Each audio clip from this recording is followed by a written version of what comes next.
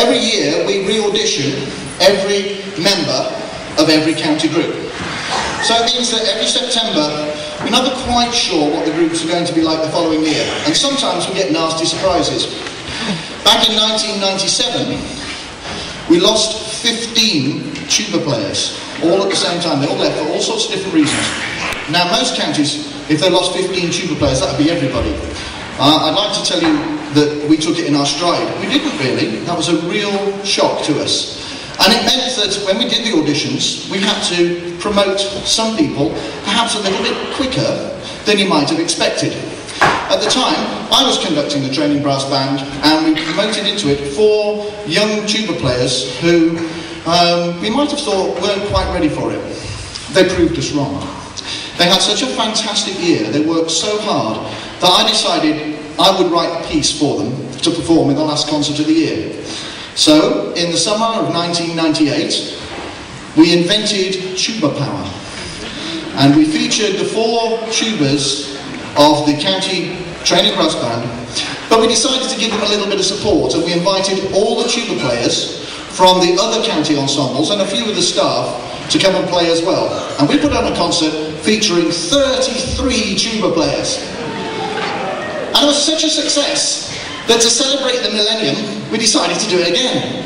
And Tuba Power 2000 featured 55 low brass players on the stage of the Derngate.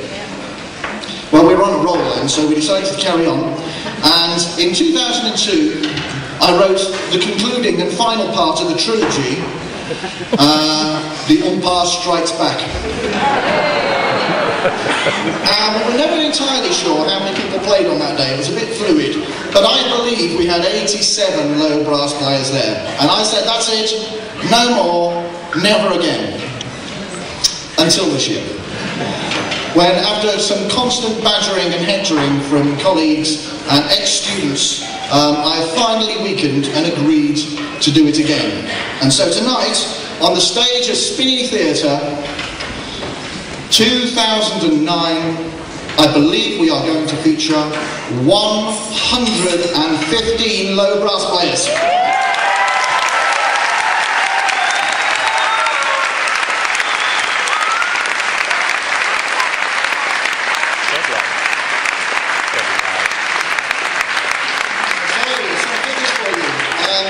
I believe we have nearly every member of every county ensemble. Well, I think they're missing just the one.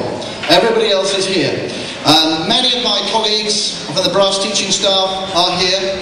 Some of my colleagues from other departments who happen to have brass instruments are also here. And we're featuring a lot of ex-students.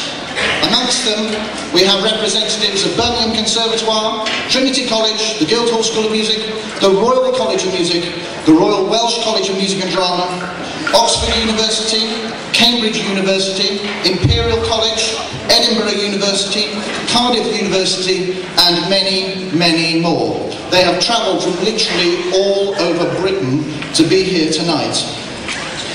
There are 4 families that have 3 representatives on stage. The Allens, the Wongs, the Turnbulls, and the Miller-Weirses all have 3 representatives here. An attempt by the Allens to field a family quartet was thwarted when Emily, herself now making her way as a professional horn player, got herself a gig with Meatloaf.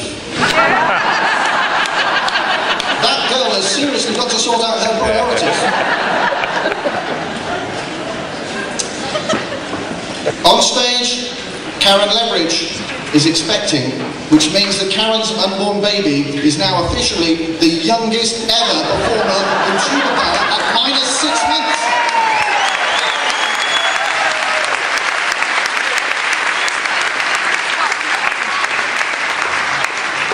So, what are you actually going to hear? Well, you're going to hear a piece which is really in 4 sections. It starts with a bit of an introduction thing, where I'm going to introduce you to a young man in the moment by the name of Alex Miller.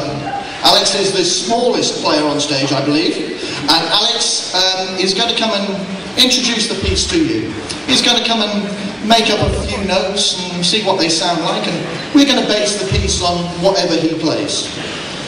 And He may get a few interruptions actually, because on stage we have representatives from all three of the previous tuba powers, and some of them may feel that we ought to be playing that music instead. We're not going to. You may hear from them. Then we have a sort of 1950s rock ballad type thing. Then we have a sort of power funk rock type thing. And in the middle of that we're going to feature all the tubas and euphoniums from the training brass band, because this is their thing really. And then at the end there's a bit of a homage to Strictly Come Dancing and all that. I'd say it's fine. That's what you're going to hear. It's a bit of everything. Now, as you can already see, low brass playing is alive and well in Northamptonshire. Hey.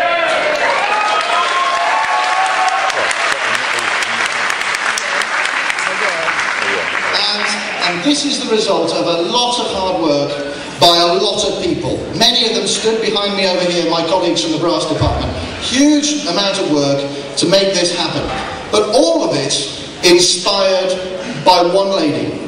Our very own Queen Tuba Bee herself, who's sitting in the middle of the stage inconspicuously in her yellow shirt. Rachel Coles virtually is Northamptonshire Music Service.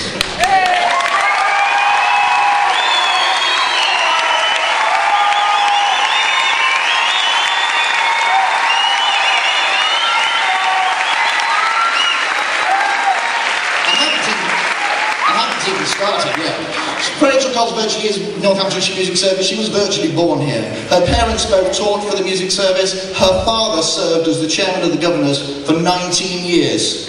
She was herself a member of the youth orchestra and the county youth concert band, and after studies at Birmingham Conservatoire she came back to work at the music service, and for the last 18 years she has been the tuba specialist, and she has inspired what you see tonight. She is the only person to have conducted all three bands that you will see this evening. The only person to have done that. She is now the head of Fayetteville Music Centre, and she's the director of the County Youth Big Band. Her name is Rachel Coles. Today is a very special birthday, and this is her birthday party.